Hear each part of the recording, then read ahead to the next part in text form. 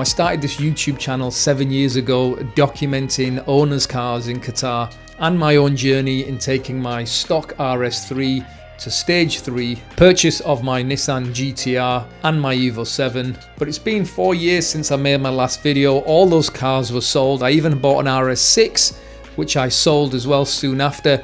I took all of that capital, all my focus and energy, and I put it into some investment opportunities, and I've just been sitting tight for the past 4 years waiting for things to work out, driving a Honda Pilot and a Honda MRV in the meantime. And 4 years on, it was a great decision, and I'm back with 3 new cars: Cayenne Coupe, a Porsche 911, and also a BMW X5 for the wife. So after having such an amazing daily like the RS6 that did everything really well, I was in the dilemma of what should be my next daily driver. I knew it had to offer luxury, great daily drivability, practicality, but it had to be fun, it had to have performance. I was using it to go to work every day, taking the family out. And I think if you've had fast Audis, the next kind of stage is going Porsche.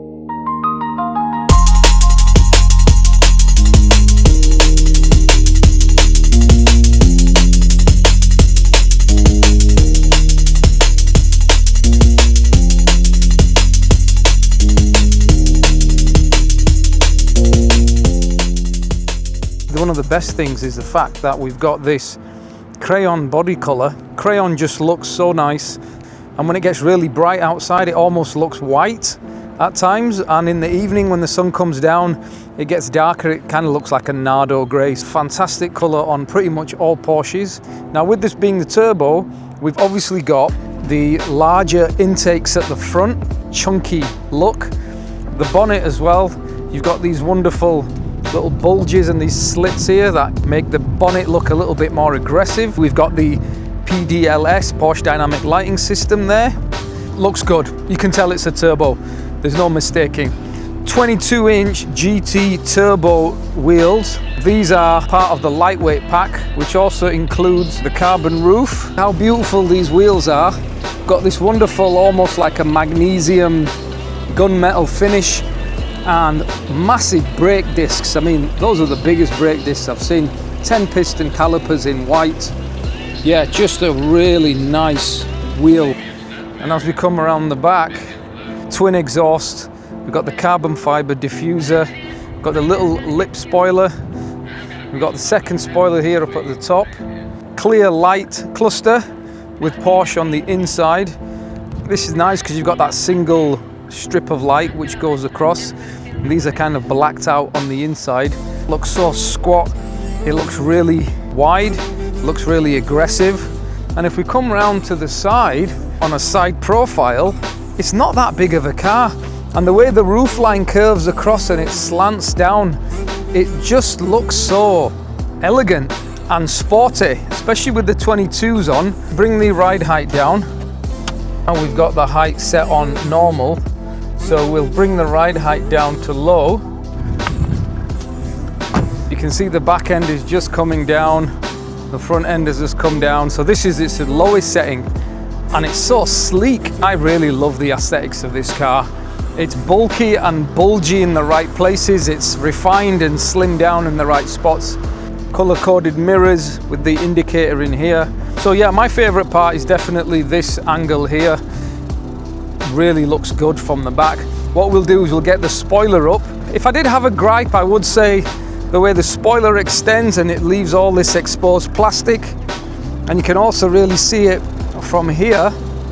It's a bit of an odd design. It would have been nice for it to have kind of come up and then slid back a little bit. Then you wouldn't have had this kind of exposed plastic, but still looks good, man. I mean, you can't knock the car. So overall, absolutely beautiful looking car.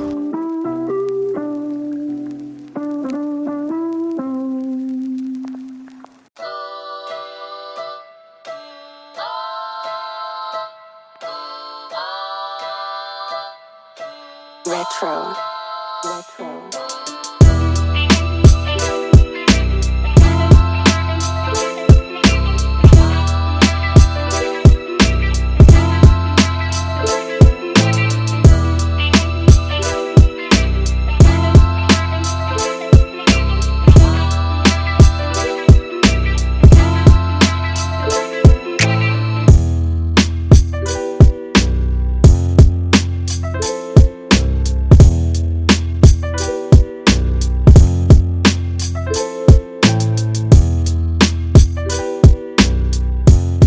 Inside, the quality is on another level. Again, I'm comparing it to the RS6, which had a beautiful interior, but the Porsche interior is just levels above.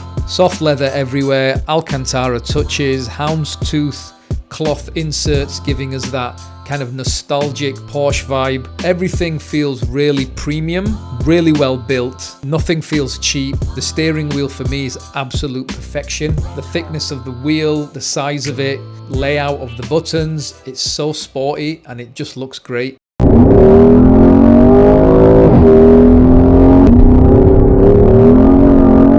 The way the car performs is, for me, brilliant. It's got plenty of low down torque. It's powerful. It gets off the line rapid, especially if you put it in launch. And it sounds wicked. You know, the V8, it's currently in normal mode. I'm going to flip it to sports mode. The exhaust has opened up now. And I'm going to floor it on the exit.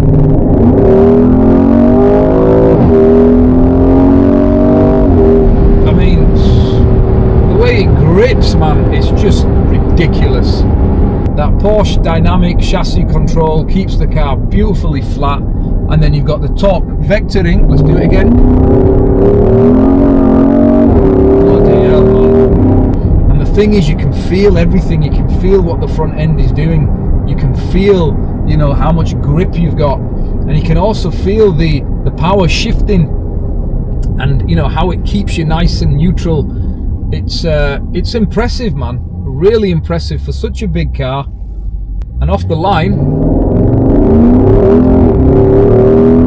there's a little delay obviously because we're not in launch, but if you launch it, trust me, man, it's not hanging around at all. Apparently it's like 3.5. Wouldn't surprise me.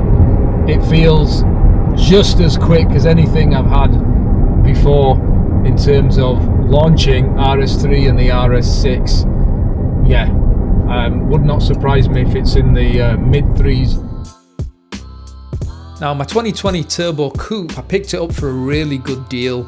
It only had one owner from new, fully loaded with every optional extra, and for the price I paid, it's considerably less than, let's say, the Turbo GT, the GOAT of all SUVs. 650 horsepower, track focused, looks sick. I feel like I'm getting pretty much all the fun of a Turbo GT at a much lower price point. As a daily driver, you really feel like you're in something special. I'll be introducing my Porsche 911 in the next episode. We've got some amazing cars coming up, so you're gonna have to stay tuned for that. Thanks for watching, subscribe, and I'll see you in the next video.